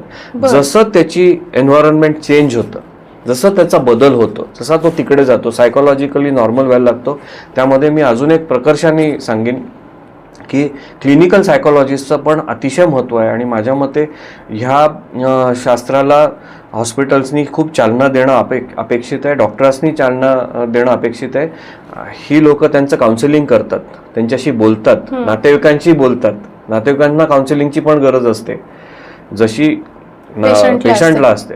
तर हे काउन्सिलिंग अतिशय महत्त्वाचं आहे. आणि हे काउन्सिलिंग करत करत जेव्हा तो एखाद्या आजाराने बरा होईल, फॉर एन एक्झाम्पल, एक न्यूरोलॉजिकल आजार आहे, गियाबारी सिंड्रोम म्हणतात त्याला आम्ही 40 दिवस 50 दिवस, इंजिनिअरिंगचा मुलगा होता, त्याला आम्ही 50 दिवस व्हेंटिलेटरवर ठेवलं. नंतर तो 6 महिन्यांनी परीक्षेला गेला आणि तो पास झाला, आणि तो आज एका MNC कंपनीमध्ये नोकरीला आहे. बरं. तर असे काही अनुभव जे येतात तेव्हा आम्हाला खरंच वाटतं की हो, आम्ही काहीतरी करतो, काहीतरी चांगलं काम आम्ही करतो. आणि ह्या काउन्सिलिंगचा खूप फायदा होतो. आणि ही पोस्ट ICU केअर ही तितकीच महत्त्वाची आहे, फॉलोअप्सही तितकेच महत्त्वाचे आहेत. आणि सेल्फ मेडिकेशन घरी गेल्यावर आपण टाळलं पाहिजे, आणि तुम्ही योग्य तो फॉलोअप केला पाहिजे. सर, एक बाळबोध प्रश्न, म्हणजे अगदीच की ICU मध्ये AC प्रचंड प्रमाणात असतो का? ओके, तर ICU मधलं एन्व्हायरमेंट मी जे म्हणलं की जे आपण इन्फेक्शन किंवा संसर्ग म्हणतो, आता हा एक खूप ह्या प्रश्नाला उपप्रश्न मी जो नातेवाईक मला विचारतात तो सांगतो. बोलायला खूप आहे, आपल्याकडे वेळ कमी आहे, पण कधी कधी ते म्हणतात, सर ICU मध्ये ऍडमिट तो का झाला आमचा रुग्ण, त्याला हार्ट अटॅक आला होता, आणि मग हार्ट अटॅकमध्ये थोडं कॉम्प्लिकेशन झालं आणि तो व्हेंटिलेटरवर गेला. आणि आता 8 दिवसांनी तुम्ही सांगताय की त्याला ताप आला. त्याला ताप नव्हता आमच्या रुग्णाला आधी, तर ICU मध्ये कसं काय ताप आला त्याला? तर ICU ही अशी गोष्ट आहे की जी कधीच स्वच्छ होऊ शकत नाही. आमच्या पुस्तकामध्ये ICU will always be dirty place, because तिथे मुवमेंट आहे, तिथे पेशंट्स येतात, तिथे त्यांना आजार होतात.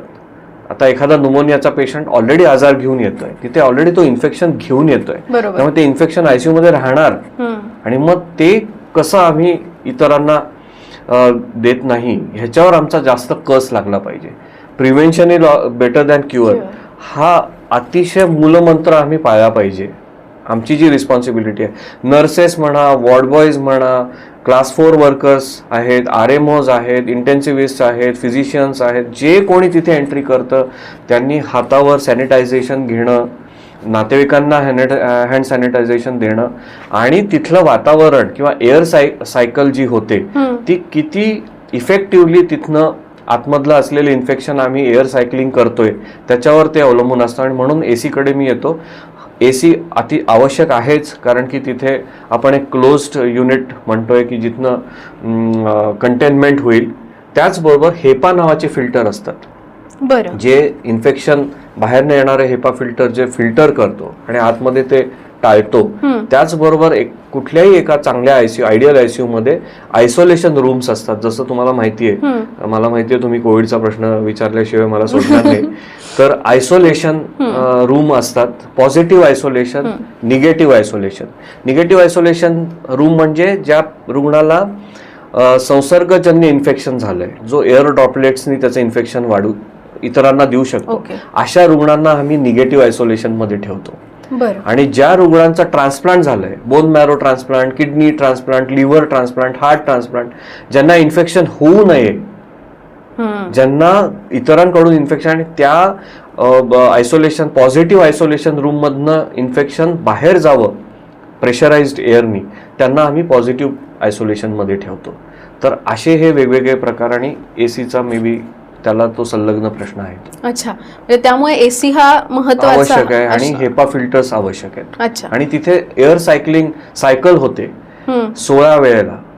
बरं, म्हणजे मिनिटाला 16 वेळेला ती हवा तिथून सायकल झाली पाहिजे, तर तिथलं राहिलेलं इन्फेक्शन बाहेर जाईल आणि मग इतरांना होणार नाही.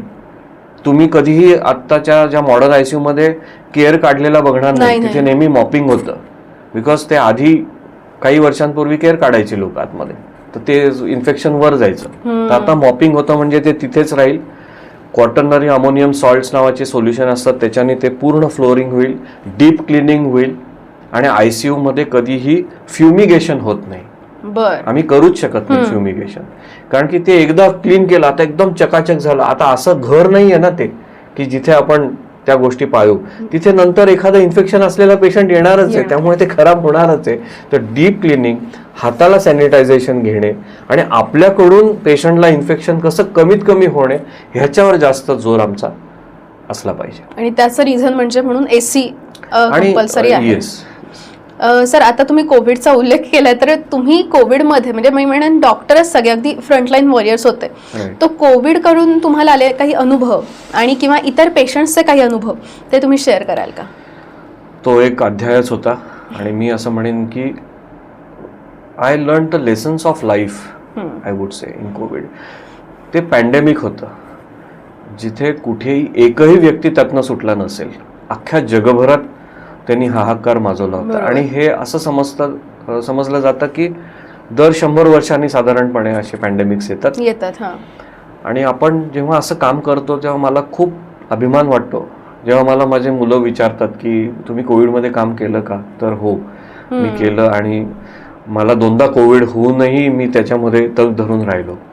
तर पहिल्यांदा आपण म्हणतो ना, ग्रॅटिट्यूड असलं पाहिजे माणसाला. म्हणजे मी म्हणेन की चांगला डॉक्टर, अतिशय विद्याविभूषित डॉक्टर, गोल्ड मेडलिस्ट डॉक्टर, असं मी माझ्या कार्डावर नाही लिहिलेलं गोल्ड मेडलिस्ट, म्हणजे मला जे वाटतं ते मी सांगतोय तुम्हाला, की श्रीमंत डॉक्टर असं असायच्या पेक्षा आधीनं एक चांगला माणूस तुम्ही व्हायला पाहिजे. तुम्ही एक चांगला माणूस असलं पाहिजे. म्हणजे मी नेहमी विचार करतो आणि मला माझे मित्र किंवा कोणीतरी विचारतात की तू तुझ्या मुलाला मग काय करणार आहेस किंवा त्याला तू काय सांगणार आहेस तुझ्या मुलांना. मी मनात म्हणतो की मी त्याला आधी चांगलं माणूस हो बाबा आधी, मग तू काय करशील ते करशील. तर कुठल्याही डॉक्टरनी एक चांगला माणूस होणं अत्यावश्यक वाटतं मला. तर त्याप्रमाणे मला असं वाटतं मी हे शिकलो की आपल्याला जगवलं ह्या कोविडनी, सगळं होऊनही मी जगलो, खरंय. याचा अर्थ हा पुनर्जन्म सगळ्यांना मिळालेला आहे, त्याचा आपण चांगल्या प्रकारे वापर करून घेऊ असं मला वाटतं. नंबर 2, असे अनुभव आहेत की पहिल्या वेळेला तर औषधं नव्हती, काही कळत नव्हतं, आम्हालाही काही माहीत नव्हतं की कसं हे व्हायरस आहे, कसा याचा कोर्स असू शकणार आहे, हे कसे सिरियस होणार आहेत. अक्षरशः मला आठवत आहे की एक बाजूचा पेशंट तो म्हणायचा, अरे सर ह्या पेशंटला दम लागतोय, जरा बघा.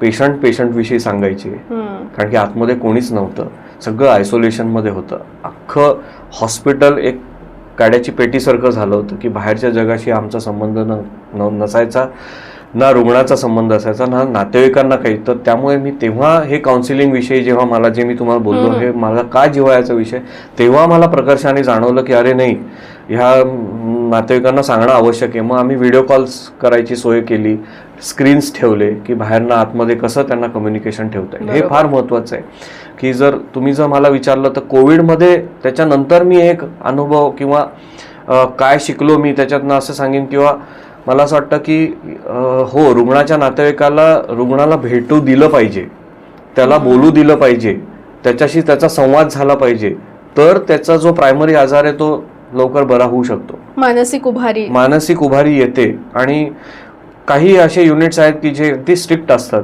की जे अतिशय एक मिनिटालाही रुग्णाला आतमध्ये जाऊ, मला नाही वाटत असं. मला असं वाटतं रुग्णाच्या नातेवाईकांनी रुग्णाला भेटलंच पाहिजे, एकदा नाही 2दा भेटलं पाहिजे, असं माझं मत आहे. हा, इथे कन्सर्न कुठे येऊ शकतो की कोविडमध्ये म्हणा किंवा काय, की जर रुग्णाला तो अत्यवस्थ झाला आणि रुग्णाचा नातेवाईक तिथे आहे, तर मग त्याची अगेन नाण्याची दुसरी बाजू, मग कोणीतरी शूट करणार.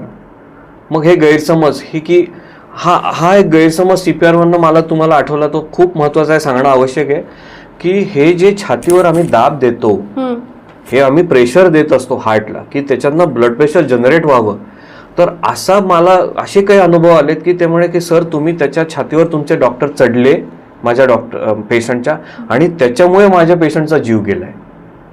हा अत्यंत मोठा गैरसमज आहे आणि हा जाणं अत्यंत आवश्यक आहे की हे आम्ही त्यांना मदत करतोय, हे चेस्टचं कम्प्रेशन, चेस्टचं हार्टचं पंपिंग होत आहे म्हणून ब्लड प्रेशर निर्माण होत आहे, नाही की तो माझा डॉक्टर त्याच्यावर चढून त्याला गुदमरून तो गेला. हा पण मी खूप महत्वाचा संदेश इथे या तुमच्या चॅनलच्या आणि या मुलाखतीच्या माध्यमाने देऊ इच्छितो की हा गैरसमज आहे, कृपा करून हा नीट समजून घ्या की असा ब्लेम गेम की अरे नाही पेशंट तर चांगला होता, मग या नर्सनी आणि डॉक्टरनी त्यांच्यावर चढून त्यांच्यावर प्रेशर देऊन त्याला गुदमरून तो माझ्या पेशंटचा जीव गेला, असं अजिबात नसतं. हा प्लीज तुम्ही हा म्हणजे गैरसमज आहे हा तुम्ही टाळा. आणि कोविड नंतर मला असं वाटतं की हे जे काही साध्या गोष्टी आहेत की तिथे आपल्याला त्यांनी शिकवलं होतं की हे हँड सॅनिटायझर, तर तुम्हाला आठवत असेल की तुमची आजी किंवा माझी आजी सांगायची आल्यावर हातपाय धुऊ, एक्झॅक्टली, आणि मग घरात ये, का तर ते जंतू संसर्ग नाही होणार. 7च्या आत घरात ये, लॉकडाऊन, जेवढं तुम्ही जास्त राहाल बाहेर तेवढं तुम्ही you are going to get infected the more you go in social gatherings. आणि ते डिपेंड्स की तुम्ही कुठे जाताय. पण मास्क वापरणे हा एक साधा उपाय मी माझ्या COPD पेशंट्स जे असतात, दीर्घ दमाचे पेशंट किंवा इवन दम्याचे पेशंट किंवा इवन फॉर दॅट मॅटर कोणी 65-70 वर्षाचा माणूस असेल आणि तो बाहेर जात असेल, तर मी त्यांना सांगतो, काका तुम्ही मास्क वापरा, काकू तुम्ही मास्क वापरा, तुम्हाला फायदा होईल याचा.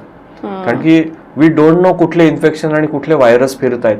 असे निनावी व्हायरस असंख्य लाखो करोडोनी आहेत बाहेर, आणि आपण त्याला इन्व्हाइट करू नये. त्याच्यासाठी हे एक प्रिकॉशन, हे धडे किंवा हे these are the lessons which we have learn. आणि मग असे तर खूप अनुभव आहेत की मी माझ्या घरात माझ्या वरच्या मजल्यात राहायचो, मी एकटाच राहायचो, मला जेवण वेगळं दिलं जायचं कैद्यासारखं की खालनं सरकवलं जायचं ताट, कारण की मलाच भीती होती की सगळ्यांनाच भीती होती की माझ्यामुळे माझ्या घरच्यांना होऊ नये. आणि त्याच्यामुळे हे खूप वाईट दिवस आपण काढले, पण मला असं वाटतं आपण चांगल्याकडे जातोय. पण त्याच्यातून आता सगळे तावून सुलाखून बाहेर पडलेत आणि चांगल्यासाठी आपण पुढे जाऊ, आणि नक्कीच पुढे आपल्याला चांगलं दिसतंय आणि दिसणार आहे. अगदी. आणि डॉक्टर, आता शेवटचा प्रश्न असा की सामान्य माणसांनी अशा कुठल्या 3 गोष्टी केल्या पाहिजेत जेणेकरून ते आजारांकडे कमी प्रमाणात जातील किंवा आजार होण्याची शक्यता जरा कमी होईल? ओके, जसं मी म्हटलं तरी again come to your basics. म्हणजे माझे एक अतिशय प्रसिद्ध आमचे शिक्षक होते मेडिसिनमध्ये, ते म्हणायचे की जर रुग्ण बरा होत नसेल 8-10 दिवसांनी 12 दिवसांनी तर एकदा परत जा आणि त्याला नीट तपासा, काही तुम्ही मिस केलं नाही. बरोबर. तरीही बरा होत नसेल तर परत नातेवाईकांकडे जा आणि हिस्ट्री विचारा, त्याचं महत्व आहे खूप. म्हणजे तुम्हाला काहीतरी क्लू सापडेल की हा बरा. तर ह्याचा अर्थ काय की बेसिक्स. तर कितीही ॲडव्हान्समेंट झाली, जसं मी बोललो, एक्मो म्हणा किंवा हार्ट ट्रान्सप्लांट्स म्हणा, लंग ट्रान्सप्लांट्स म्हणा किंवा CRRT जे डायलिसिससाठी म्हणतो, हे ॲडव्हान्समेंट्स आहेत. पण बेसिक्स आम्ही विसरून चालणार नाही. So we have to come to the basics. त्याच्यामध्ये पहिली गोष्ट तर आहार. मला असं वाटतं की परत मी म्हणेन की मला आजीच्या वेळेचे दिवस आठवतात की वरण भात भाजी पोळी तो सकस आहारच होता. ती लोक तेच खाऊन जगली. रादर ती आपल्यापेक्षा जास्त जगली, जास्त चांगल्या प्रकारे जगली. मला माझी आजी आठवते, 85 वर्षाची 88 वर्षाची असताना गेली. तिला काही आजार नव्हते. मला आठवतच नाही की तिला औषधं चालू असायची. आणि आज आपण बघतोय की 40व्या वर्षी मी ब्लड प्रेशरचं औषध देताना बघतो. सो आहार, आय थिंक वरण भात भाजी पोळी, सकस आहार, घरचा आहार. आणि ते जरी म्हणलं तरी बाहेरचं जंक फूड, ज्याला आपण अल्ट्रा प्रोसेस्ड फूड असं म्हणतो, आय थिंक ते खूप घातक आहे. मी आजही 8 वर्ष 10 वर्षाच्या मुलांना पोट आलेलं बघितलंय, ढेरी आलेली बघितली, जे आपण 50व्या 60व्या वर्षी आपण त्याचा विचार करतो. ह्या छोट्या छोट्या मुलांमध्ये this is the result of improper diet according to me. Number 1 is diet. Number 2 is hygiene. आणि hygiene is not only about तुमचं पर्सनल हायजीन. यु नो, ह्या बाकीच्या ज्या गोष्टी आहेत की तुमचं ट्रॅव्हल हायजीन असेल, कम्युटेशन हायजीन असेल, पर्सनल हायजीन तर आहेच, पण ऑफिस हायजीन आहे, यु नो, रेसिडेन्स हायजीन आहे. ह्या सगळ्या हायजीनकडे, म्हणजे एटिकेट्स म्हणूयात आपण. बरोबर. And these are all etiquettes. म्हणजे मी खूप वेळा बघतो की एखाद्याने काहीतरी तो पाणीपुरी खातोय आणि त्यांनी असं तो कागद टाकून दिला, म्हणजे डस्टबिनमध्ये नाही टाकला, असाच टाकला रस्त्यावर. So these are the most important things. आणि इथूनच आजारांची निर्मिती होते. सो ह्या दुसरी गोष्ट ही. आणि येस, तुम्ही जे काही तुम्ही म्हणाल त्याला सेल्फ मेडिटेशन म्हणा किंवा स्वतःला वेळ देणं म्हणा किंवा रिक्रिएशन म्हणा किंवा म्हणजे रील्स आणि सोशल मीडिया, म्हणजे हा पॉडकास्ट जास्तीत जास्त लोकांनी बघू अशी माझी इच्छा आहे. परंतु त्याच्यातही अतिरेक कामाचा नाही. कुठली गोष्ट अतिरेक आपण टाळूयात. तर त्याच्या व्यतिरिक्त जसं मी स्वतः तबला वाजवतो, मी वयाच्या 5व्या वर्षापासून तबला वाजवतो आणि मी आजही प्रयत्न करतो की रोज एक 5 मिनिटं 10 मिनिटं का होईना मी ते वाजवीन. जर स्वतःला वेळ देणं, मग काही कोणी योगा करेल, कोणी जिममध्ये जाईल, पण त्याचाही अतिरेक टाळा. असेही मी काही लोक बघितलेत की जे 2-2 तास जिममध्ये जातात. तर प्रत्येकाला तर बॉडी बिल्डर व्हायचं नाही आहे किंवा मलाही शास्त्रीय संगीतकार व्हायचं नाही आहे. म्हणजे मी काही कुठे परफॉर्मन्स द्यायला जाणार नाही आहे आणि मी त्याचं कौतुकही नाही करायला पाहिजे. मी ते माझ्यासाठी करतोय. तर हा आपण पायात तर की बाबा जे तुम्हाला योग्य वाटेल, जे थोडं प्रोडक्टिव्ह असेल, रिक्रिएशनल असेल. जे माझे तबल्यातले गुरु होते, माझे मामा, सख्खे मामा मधुसूदन मनोहर म्हणून, ते मला नेहमी सांगायचे, श्रीकांत तुला कोणाला वाट बघायची गरज नाही. मग कोण मित्र येईल, मग कधी दारू प्यायला जाऊ, मग कुठे आपण रेस्टॉरंटमध्ये जागा मिळेल का, मग या शोला जाऊ, नाही, तबला घ्यायचा, वाजवायचा, 10 मिनिटं 15 मिनिटं वाजले की तुझं मन तेवढंच शांत होईल. आणि त्याचा मला जेव्हा मी 5 वर्षाचा 6 वर्षाचा किंवा शाळेत असताना जो ते सांगायचा, त्याचा मला प्रत्यय आज येतोय की हे जे तेव्हा मला माहित नव्हतं मी डॉक्टर होईन, पण हे जे स्ट्रेसफुल माइंड आहे आणि सगळीकडे स्ट्रेस झालाय आता, तो कधी कधी सुडो स्ट्रेस पण आहे असं माझं स्पष्ट मत आहे. लोकांनी तो हाईप केलाय. तर तुम्ही जर एका वेळेला एक गोष्ट घेतली आणि ती जर तुम्ही पाळलीत तर I think I would say always follow a harder right than the easier wrong. That will make you yourself happy from within. And if you maybe तुम्ही हे ज्या तीन गोष्टी ज्या मी सांगितल्या जर फॉलो केल्या तर कदाचित तुम्ही आजारातनं तर मुक्त होण्याची शक्यता कमीच आहे, पण तुम्ही मानसिक दृष्ट्या पण थोडेसे स्टेबल राहाल, जे म्हणजे आताच्या खंबीर घडीला राहू आपण म्हणू शकतो. करेक्ट. खंबीर म्हणण्यापेक्षा बॅलन्स राहाल तुम्ही. ह्या पिढीला आता मी नेहमी असं बोलतोय की मी 90-100 वर्षाचा आहे असल्यासारखं पोक्तपणा वाटेल हा, पण अनुभवानी पण काही गोष्टी आपण शिकतो. बरोबर, अगदीच. आणि 24-25 वर्षाच्या अनुभवानी मला एवढं नक्की लक्षात आलं की तुम्ही जर मेंटली पीसफुल असाल तर नॅचरली तुम्ही तुमच्या प्रोफेशनल लाईफमध्ये पण बॅलन्स्ड आणि समाधानी आणि पीसफुल असू शकता. अगदी. मला वाटतं की क्रिटिकल केअर ते आपण कसं जगावं ह्या सगळ्या प्रश्नांची उत्तर या पॉडकास्टमध्ये तुमच्या मार्फत मिळाली आहेत. आणि प्रेक्षकांना सुद्धा हा पॉडकास्ट एवढा आवडला असेल अशी अपेक्षा आहे. तुम्हाला या संदर्भात कुठलेही प्रश्न असतील तर तुम्ही आम्हाला कमेंटमध्ये विचारू शकता. शक्य तितक्या प्रश्नांची उत्तर देण्याचा आम्ही नक्की प्रयत्न करू आणि तुमच्या प्रतिक्रिया सुद्धा आम्हाला नक्की कळवा. धन्यवाद. खूप खूप धन्यवाद रुचा.